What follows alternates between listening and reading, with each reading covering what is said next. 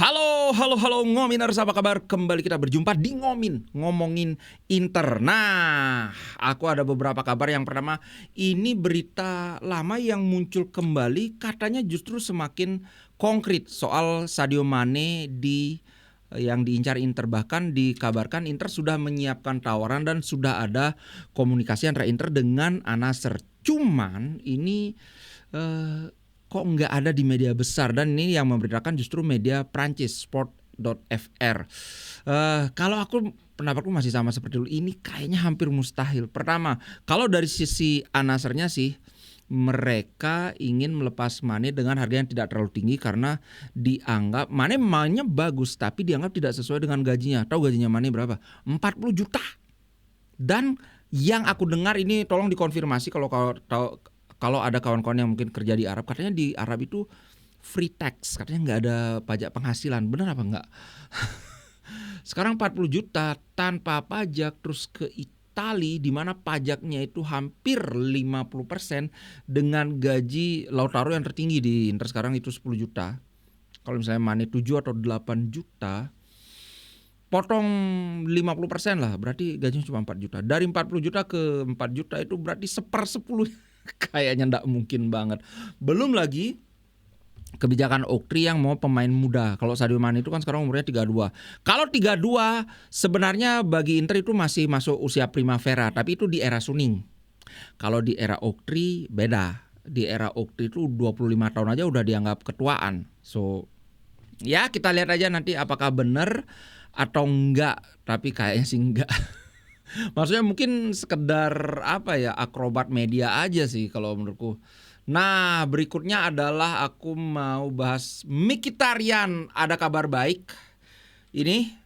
Jadi ya diperkirakan Mkhitaryan sudah akan fit dalam pertandingan Inter lawan Empoli, but hanya sebagai pemain pengganti. As per now, sampai saat ini perkembangannya dia sudah bisa berlatih, tapi dari tim medis masih belum kasih lampu hijau untuk dia main sebagai starter. Karena begini, kan mungkin ada yang berpikir kenapa sama aja, kalau main jadi starter ya main sebentar, jangan full 90 menit. Tapi kalau main jadi pemain pengganti kan juga nggak full. Masalahnya kalau main jadi starter itu kan nggak mungkin mainnya cuma 20 menit, cuma 30 menit. Kecuali kalau cedera lagi kan. Tapi kalau sebagai pemain pengganti, kalau dia masuk katakanlah menit 75, itu berarti kan mainnya cuman 25 menit aja kan. 15 menit aja. Kalau dia mainnya menit 70 berarti cuma 20 menit aja.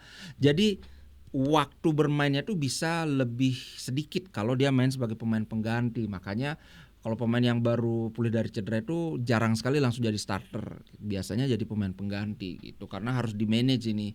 Mungkin aku pernah baca dulu bahwa tim medis yang baik itu adalah tim medis yang bisa mengkalkulasi atau memberi perkiraan yang tepat tentang pemain itu. Misalnya Mkhitaryan itu kondisinya sekitar 80%. Kalau mau dimainkan jangan mainkan lebih dari 15 menit.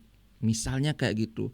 Nah, prestasi tim medis itu adalah ketika si pemain ini dimainkan 15 menit dan ternyata cederanya itu tidak kambuh. Tapi prestasi yang jelek itu berarti misalnya udah dikasih bilang, oh ini bisa main 20 menit, tahu-tahu udah dimainin cuma 10 menit, tahu-tahu kambuh lagi. Nah, itu berarti kamu tidak pintar dalam mengkalkulasi kondisi pemain. Atau misalnya dia bilang gini, kan tim medis itu memantau nih bersama dengan tim pelatih fisik itu kan. Dilihat dari secara berlatih itu dia bilang, wah ini kondisinya 90% ini. Tahu-tahu pas mainnya jelek banget, kelihatan kelelahan, kelihatan tidak bersemangat. Wah, ternyata kondisi dia itu cuma 30% tapi dikatakan 90% kayak gitu, bro. Oke, itu tentang Mkhitaryan. Next, Fratesi. Ini sebenarnya berita yang agak didaur ulang aja, intinya masih sama.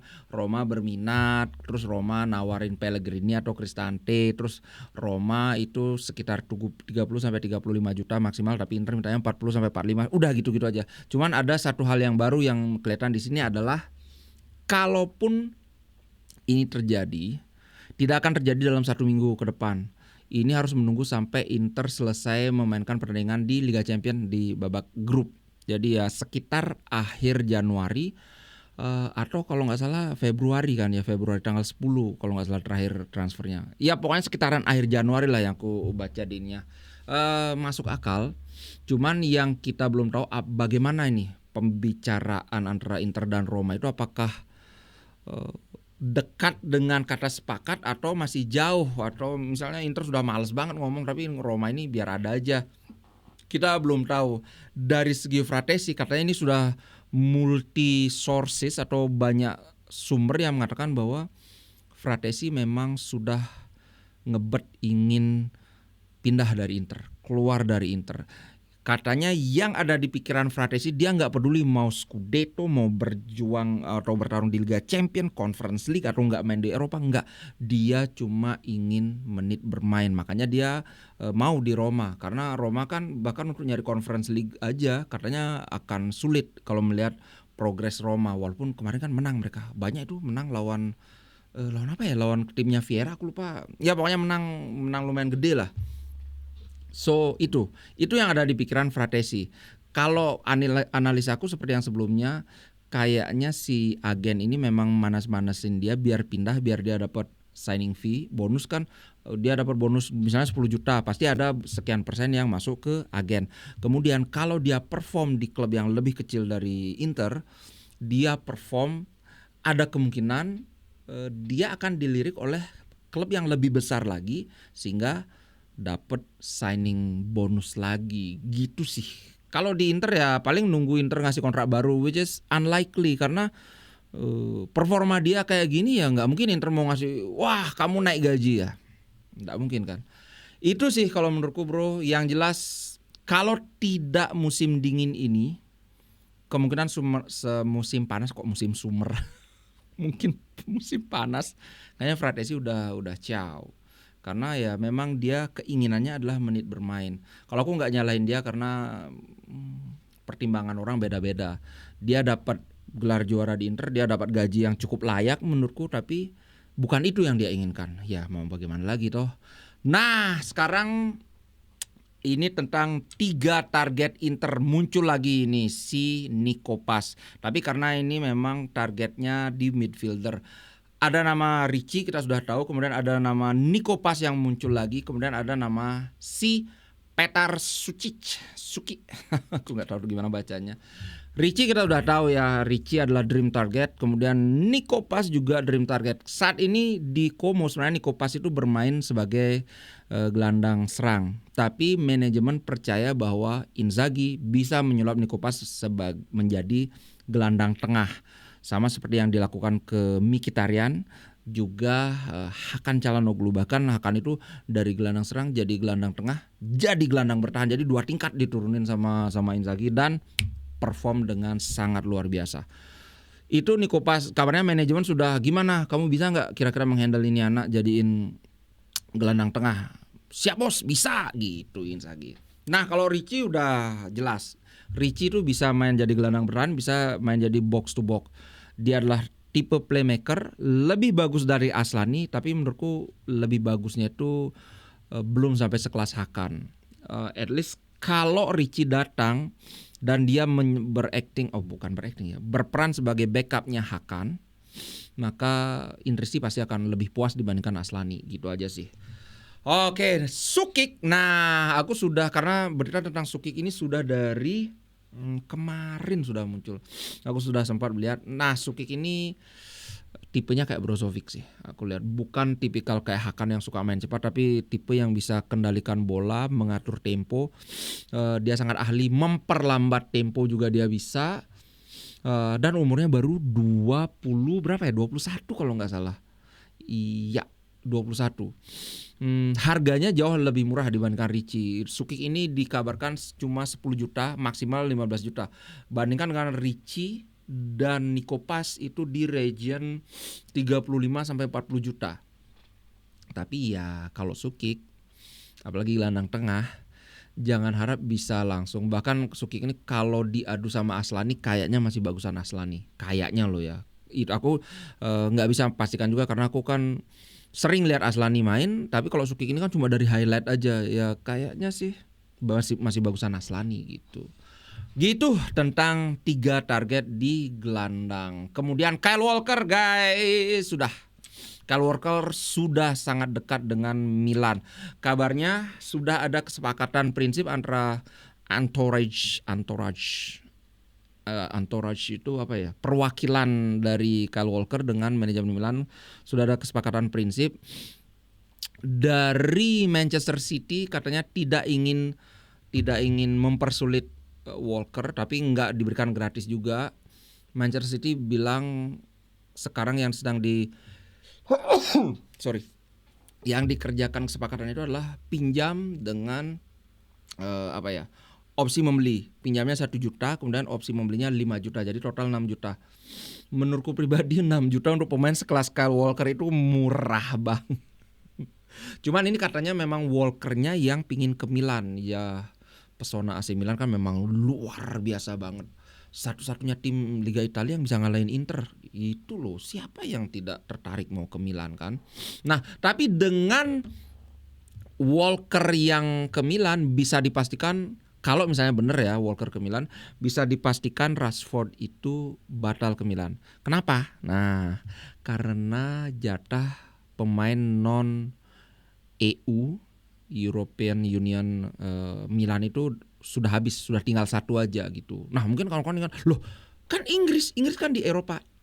Mungkin ada yang nggak tahu, tapi Eropa itu sudah Inggris itu sudah bukan bagian dari EU lagi atau European Union lagi. Kalau mungkin ada yang sudah pernah dengar British exit itu, ya udah.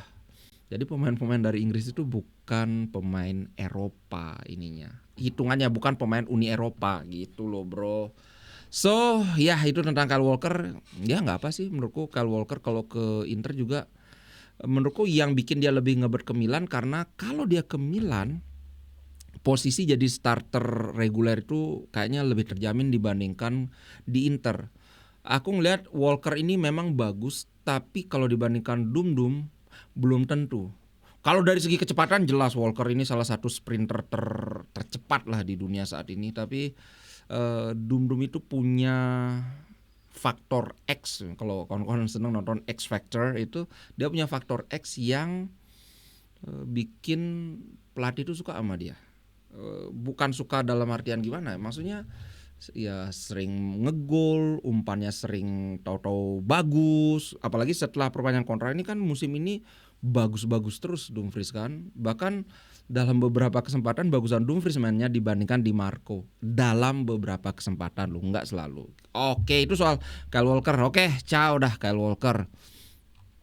Ada satu ini Thomas Perez ini sudah sedikit lagi akan join Inter. Itu sudah dikonfirmasi, itu sekitar 7-8 juta. Ini pemain nggak akan main di Inter. Maksudnya ini untuk di under 23-nya, bukan Primavera, tapi kan Inter lagi ngebut membangun squad under 23. Kayaknya Thomas Perez akan dimainkan di sana. Nah, Thomas Perez ini gelandang. Yang tambah bikin aku yakin lagi adalah karena gelandang-gelandang Inter itu bagus-bagus banget. Mkhitaryan, Barella, Hakan, Aslan. Thomas Perez dibandingkan sama Fratesi jauh. Apalagi mau menggeser Barella kan nggak mungkin. Untuk jadi cadangan pun ini belum cukup. Tapi ya umurnya masih 19 tahun. Harga 7-8 juta ini kurang lebih sama dengan harganya Bisek.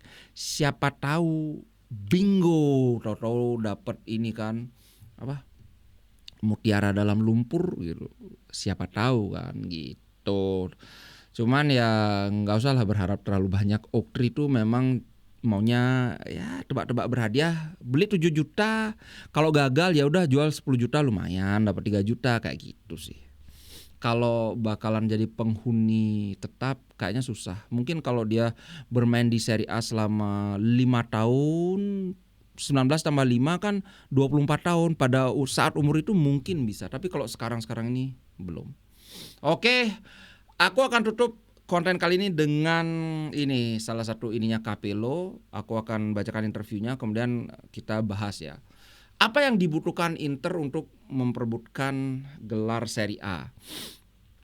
Dia bilang gini, Inter adalah tim terbaik di Liga dan ini belum berganti, belum berubah walaupun mereka mengalami start yang lambat di 2025. Namun ini masih harus dilihat apakah mereka masih memiliki keinginan untuk bermain seperti biasanya sebelum Riyadh. Sebelum Riyadh ini kayaknya sebelum pertandingan lawan Milan, bahkan mungkin sebelum lawan Atalanta ya. Memainkan intensitas yang sama dan berusaha mendominasi bola. Baru-baru ini mereka lebih berorientasi untuk bertahan dan melakukan serangan balik. Inter biasanya lebih suka menekan lawan, tapi mereka sekarang bertahan dengan low block. Yang mereka butuhkan adalah keinginan untuk memenangkan bola di high up the pitch, itu di bagian lapangan yang tinggi, yang dekat dengan ini box lawan, penalti box lawan. Nah, kemudian dia juga bahas soal Hakan. Tentu cederanya Hakan sangat mempengaruhi performa Nerazzurri di beberapa minggu belakangan ini. Saya selalu mengatakan bahwa Çalhanoğlu adalah pemain kunci, seorang pemimpin yang membuat seluruh tim bergerak secara cepat. Betul banget. Nanti aku bahas ya. Di Marco adalah pemain yang krusial karena dia selalu meletakkan bola dengan bagus, dengan baik di 30 meter akhir lapangan. Nah gini, kita bahas yang pertama soal Inter cenderung main lebih bertahan dan melakukan serangan balik. Bertahannya juga dengan low block. Ini ada benarnya, tapi kayaknya ini cuman pada pertandingan-pertandingan tertentu saja. Aku lebih melihat bahwa musim ini gaya bermain Inter itu lebih banyak variasinya. Misalnya ketika lawan Arsenal kita low block bertahannya. Kemudian ketika lawan City juga. Tapi ketika kita harus menyerang, kita bisa. Cuman dalam beberapa pertandingan terakhir itu memang benar. Misalnya lawan Milan. Kemudian setelah lawan Milan, lawan Venezia pun ya seolah memang begitu. Bahkan lawan Bolonya yang terakhir. Tapi lawan Venezia yang aku lihat itu bukan inginnya Inter, tapi karena Inter bermain dengan low block, dengan mode hemat energi. Itu yang benar-benar Inter kayak kalah possession itu cuma lawan Bolonya. Itu pun cuma babak kedua. Karena di babak pertama aku ngeliat Inter masih bermain dengan ya nyerang, dominasi. Tapi di babak kedua memang ada penurunan yang menurutku sangat drastis. Dari segi fisik, dari segi fokus, terutama Aslani. Walaupun aku lawyernya Aslani, walaupun aku udah tekan kontrak, tapi ya secara objektif memang harus diakui. Babak kedua itu Aslani ngedrop parah banget. Dan karena Aslani adalah dirigennya Inter waktu itu ya memang terlihat jelas itu penurunan kualitas lapangan tengah Inter. Apalagi kemudian Fratesi masuknya Fratesi ini agak dominasi lini tengah itu bahkan lebih drop lagi. Tapi at least Fratesi itu dia ke depan beberapa, kalau nggak salah 2 kali apa 3 kali, 2 kali kayaknya dia menciptakan peluang. Nah sedangkan ketika Aslani babak kedua itu kayak ibaratnya kalau Aslani ditarik keluar nggak usah pakai pengganti, mungkin kualitas permainan Inter itu sama bagusnya atau sama jeleknya gitu sih.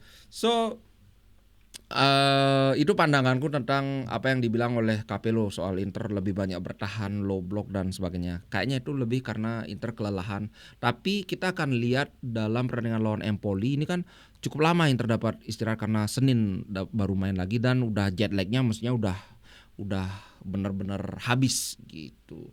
Nah kemudian tentang Hakan Çalhanoğlu ya aku nggak akan membantah sama sekali. Hakan jelas kunci permainan Inter.